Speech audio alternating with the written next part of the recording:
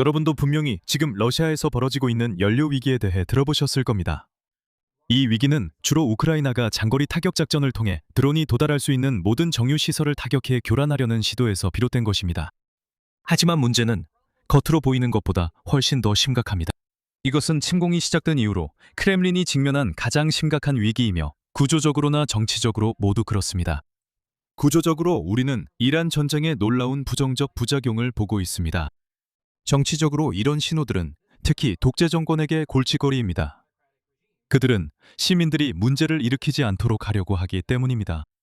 그리고 크렘린에서 무슨 일이 일어나고 있는지 이해하는 것은 여러분의 일상생활에서 무슨 일이 일어나고 있는지, 그리고 앞으로 4개월도 채 남지 않은 시점에 미 의회에서 무슨 일이 일어날 수 있는지 이해하는 데에도 매우 중요합니다. 3월 초로 되돌아가 봅시다. 이란 전쟁이 막 시작됐고 호르무즈 해협의 봉쇄가 전 세계 경제에 충격파를 보내기 시작했습니다. 원유 가격이 급등했습니다. 전 세계 해상 무역의 약 20%가 페르시아만에 갇혀 있었기 때문입니다. 전쟁 중인 더 넓은 세계를 보면 명백한 파급 효과는 크렘린이 기적과도 같은 생명줄을 받았다는 것이었습니다. 우크라이나 침공은 러시아 연방 예산에 심각한 타격을 주기 시작했고 그 시점은 최악이었습니다. 여러 가지 다른 요인들로 인해 우크라이나는 수년 만에 처음으로 전장에서 실질적인 성과를 내기 시작했습니다. 러시아는 주로 에너지 수출에서 얻은 수익으로 전쟁 자금을 조달해 왔습니다. 이란 전쟁이 크렘린의 수익을 급증시켜 무기 생산을 빠르게 확대하고 잠재적 지원자들에게 계약 조건을 더 후하게 제시할 수 있게 할 것처럼 보였습니다.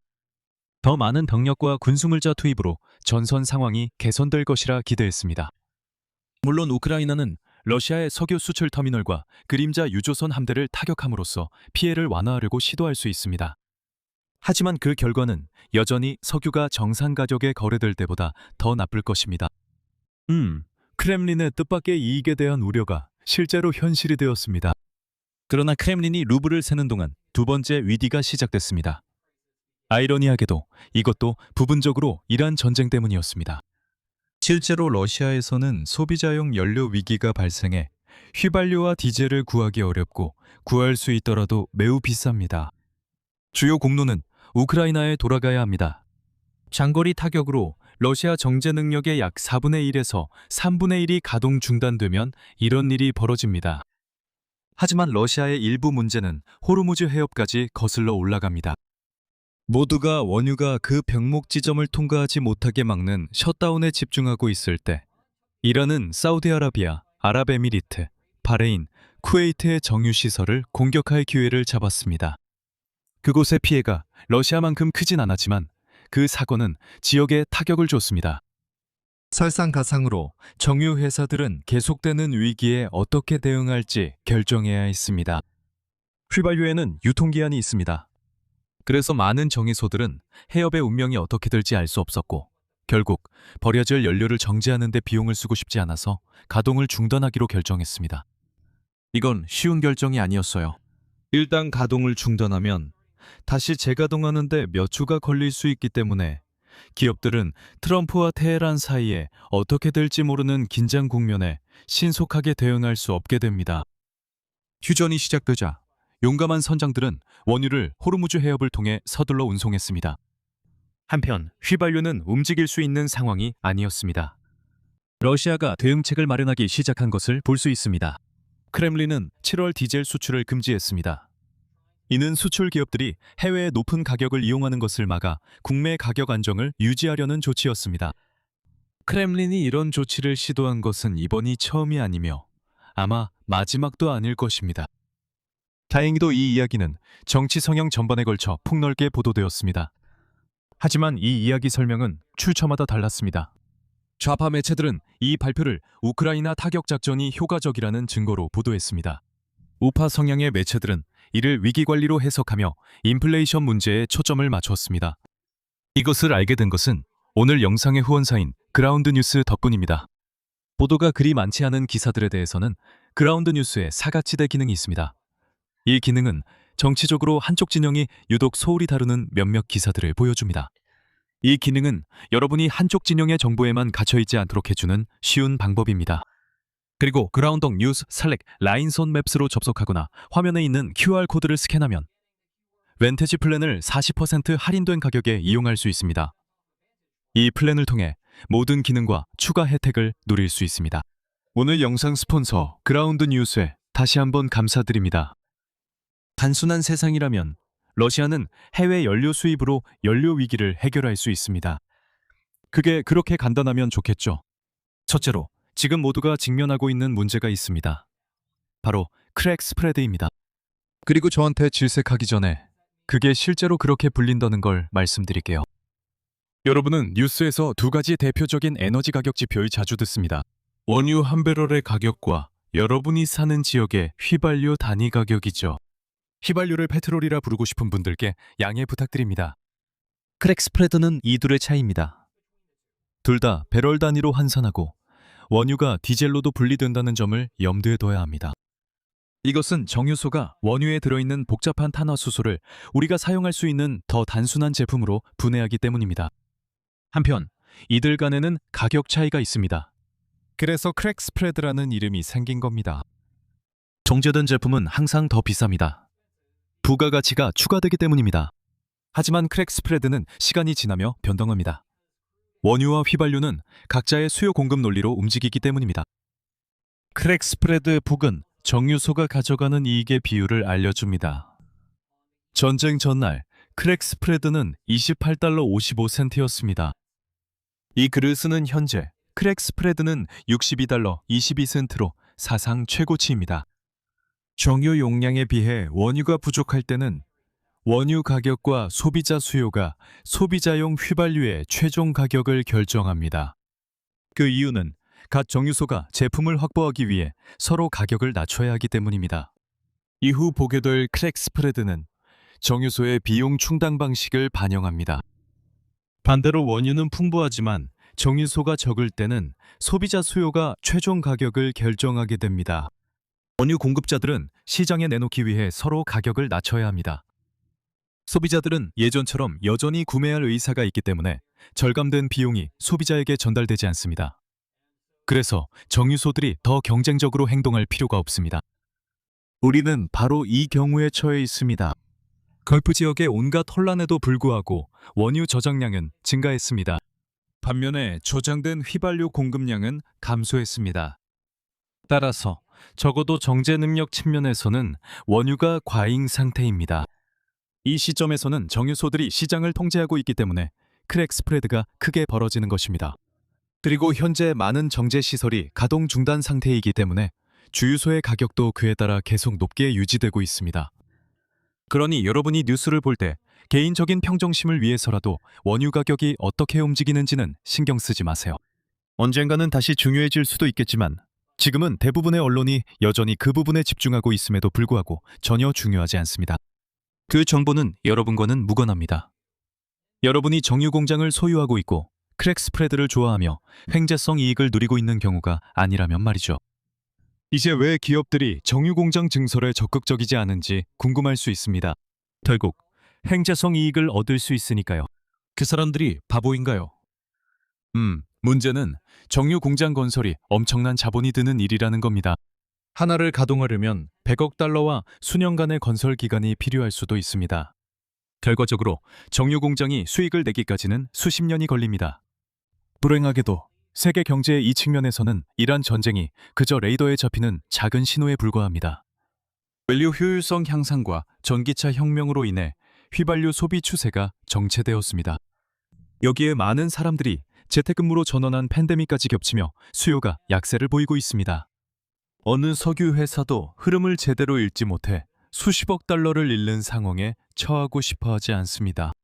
세계는 10년이 넘는 기간 동안 연료 부족 위기의 벼랑 끝에 서 있었고 이제서야 그 위기를 직접 겪고 있습니다. 따라서 지금 가동할 수 있는 모든 정유소는 현재 모두 가동되고 있습니다. 하지만 그것만으로는 충분하지 않습니다. 일부는 정기 점검이 필요합니다. 러시아에 있는 일부는 우크라이나가 강요한 정비를 받아야 합니다. 다른 이들은 호르무즈 너머에 남아있으며 트럼프가 그곳에서 무엇을 하고 있는지 다른 사람들만큼이나 당황해하고 있습니다. 이 문제는 곧 사라질 문제가 아니며 이로 인해 의회 내 공화당 의원들은 엄청나게 불안해하고 있습니다. 높은 에너지 가격과 높은 인플레이션은 집권당에게 결코 좋은 소식이 아닙니다. 그리고 이 모든 문제가 11월 전에 마법처럼 해결될 방법이 보이지 않는 한 민주당의 압승이 밀려올 수도 있습니다. 네, 그 시점에는 더 많은 정유소가 재가동될 것이고 계절적인 휘발유 수요도 줄어들 것입니다. 하지만 그때쯤이면 이미 피해가 났을 수 있습니다. 아무튼 다시 러시아 이야기로 돌아가죠. 그곳의 문제가 더 심각하니까요. 정상적이고 효율적으로 돌아가는 시장 경제에선 누구에게나 러시아의 연료 부족에 대한 해결책은 간단합니다. 배급을 중단하세요. 짝수 홀수 번호판을 짝수 홀수 날짜에만 제한하는 것도 그만두세요. 국제 시장에서 석유를 더 많이 사서 공급이 수요를 충족하도록 하면 됩니다. 그렇게 간단하면 좋겠어요. 러시아에는 여러 가지 장벽이 있습니다.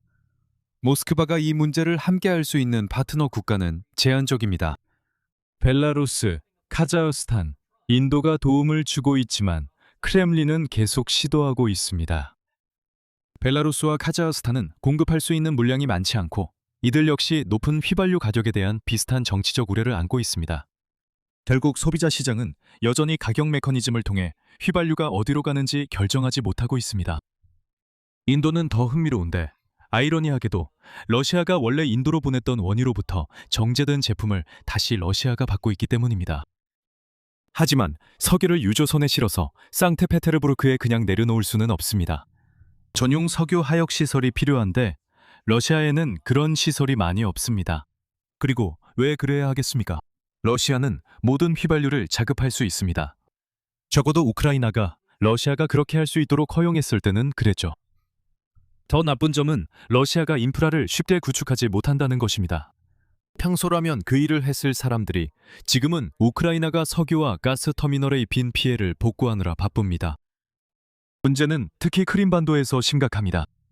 러시아는 우크라이나가 저출력 드론으로 연료를 공격해 훨씬 더 큰 폭발을 일으킬 것을 우려해 크림 대교를 통한 대량 연료 수송을 중단했습니다.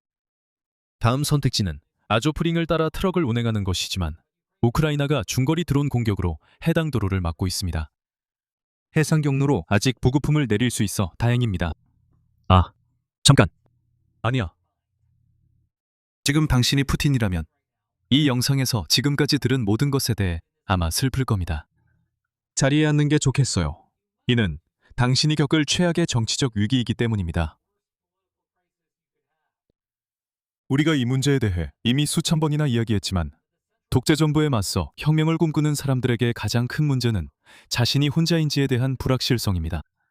시위대가 너무 커서 보안군이 시위대를 진압하려다 오히려 자기들의 안전을 걱정할 정도가 아니라면 보안군에 맞서려는 시도는 정말 나쁜 생각입니다. 그 결과 독재 정부들은 여론 인식을 조작하는 허위 정보 캠페인을 벌입니다. 그들은 여러분이 정부를 좋아하든 싫어하든 크게 신경 쓰지 않습니다. 그것은 통제하기 어렵습니다.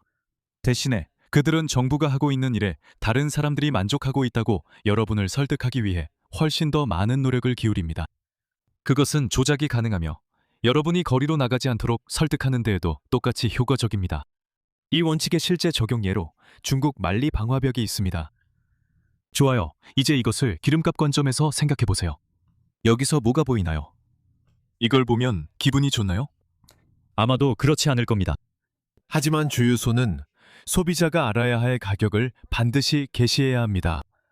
이것은 독재자들에게도 끔찍한 일입니다. 이건 단순히 화나게 하는 표지판이 아닙니다. 이것은 다른 모든 사람들도 화나게 만드는 표지판입니다. 그리고 이 표지판은 다른 사람들도 다 본다는 걸 아니까 다른 사람들도 화가 나다는 걸 알 수 있게 해줍니다. 여기엔 조용히 순응하는 일이 없습니다. 당신이 불만을 말하지 않는 건 누군가가 정치적으로 당과 의견이 다를지 확신할 수 없기 때문입니다. 높은 가격은 모두에게 영향을 주며 도시를 운전할 때마다 이런 표지판이 어디서나 보입니다. 그래서 이것이 전쟁이 시작된 이후 크렘린이 직면한 최악의 위기인 것입니다. 적어도 2022년 가을 동원령에 대한 반발에는 크렘린이 정책을 철회하는 간단한 조치를 취할 수 있었습니다. 여기에는 휘발유 부족을 해결할 마법 같은 방법이 없습니다. 휘발유는 어디선가 나와야 하고 나라처럼 가장하던 그 유명한 주유소조차 이제는 주유소라는 말조차 하기 어렵습니다. 여기에도 간단한 해결책은 없습니다. 이건 크렘린이 세계 휘발유 시장이 진정되거나 러시아가 자국 내 공급을 보호할 방법을 찾을 때까지 견뎌야 할 폭풍입니다. 그리고 그 두 가지 가능성 모두 가까운 시일 내에 일어날 것 같지 않습니다. 러시아가 이란에게 호르무즈 해협에 대한 장악력을 풀어달라고 요청할 수도 있겠지만 크렘린은 이란의 협상력을 통제하지 못합니다. 그 협상력은 해협이 가지고 있습니다. 러시아는 다른 동맹국들에 더 정제된 연료를 요청할 수도 있습니다. 하지만 그들 모두 독재 정부이며 푸틴이 걱정하는 문제를 모두 걱정합니다. 그들은 상황을 더 잘 통제하고 있습니다. 이것이 푸틴의 즉각적인 몰락을 뜻하는 건 아니니 크렘린의 최근 위기를 침착하게 받아들이시기 바랍니다. 하지만 이는 반드시 해결해야 할 문제입니다. 그렇지 않으면 상황이 그렇게 흘러갈 것입니다. 오늘 영상 스폰서 그라운드 뉴스에 다시 감사드립니다. ground.news/라인선 맵스로 이동하거나 화면에 있는 QR코드를 스캔하면 벤테지 플랜을 40% 할인된 가격에 이용할 수 있습니다. 오늘 영상을 재미있게 보셨다면 좋아요, 공유, 구독 부탁드리고요. 다음 시간에 또 뵙겠습니다. 건강하세요.